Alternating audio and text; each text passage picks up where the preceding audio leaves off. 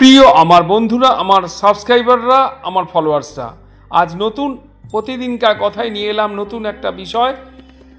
প্রতিদিনকার কথা, মনীষীদের বাণী। আজকে ব্রহ্মা পুজো সম্পর্কে দু এক কথা বলবো, তোমরা শুনতে থাকো বন্ধু। হিন্দু ধর্মে ভগবান ব্রহ্মাকে পৃথিবী এবং সমস্ত প্রাণীর স্রষ্টা হিসাবে সমাদৃত করা হয়। প্রাচীন ও পবিত্র হিন্দু ধর্মগ্রন্থ বেদ তার নামেই পরিচিত, যা ব্রহ্মাকে ধর্মের জনক হিসাবে প্রতিষ্ঠিত করে। মূলত ব্রহ্মাকে দেখবে শিব বা বিষ্ণুর মতো, ত্রিদেবের মতো আমরা দেখি। কোনো মন্দির বা অত সারা ভারতবর্ষ কেন সারা বিশ্বে অত প্রতিষ্ঠিত নন। তাকে বেশিরভাগ পাওয়া যায় বেদ গ্রন্থতে। এই ব্রহ্মার উপস্থিতি খুব কম।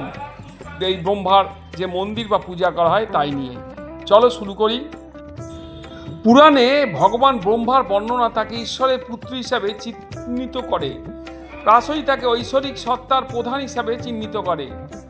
শতপথ ব্রাহ্মণেও মতে ব্রহ্মার জন্ম হয়েছিল পরম সত্তা ব্রহ্ম এবং মায়া নামে পরিচিত নারী শক্তি থেকে।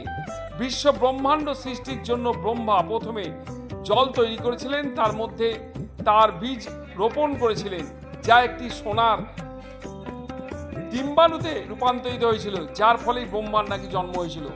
তবে আবার আরও কিংবদন্তি আছে, বিষ্ণুর নাভি থেকে উৎপন্ন হয়েছিলেন ব্রহ্মা বলে আমরা জানি।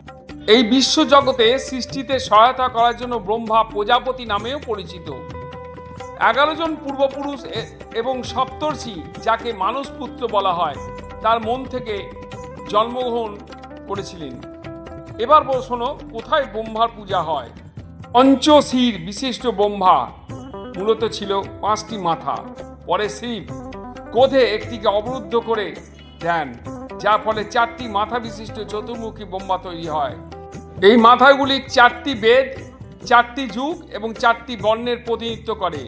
প্রতিটি মুখে দাড়ি, ধ্যানের সময় চোখ বন্ধ এবং হাতে সময়, জল ও জ্ঞানের প্রতীক বিভিন্ন বস্তু রয়েছে।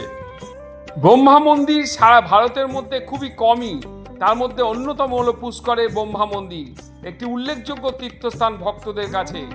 বিশেষ পূজার জন্য এই মন্দির বহু দূর দূরান্ত থেকে ভক্তরা আসেন, সমাগম হয়, যেমন পূজা পদ্ধতি চলে।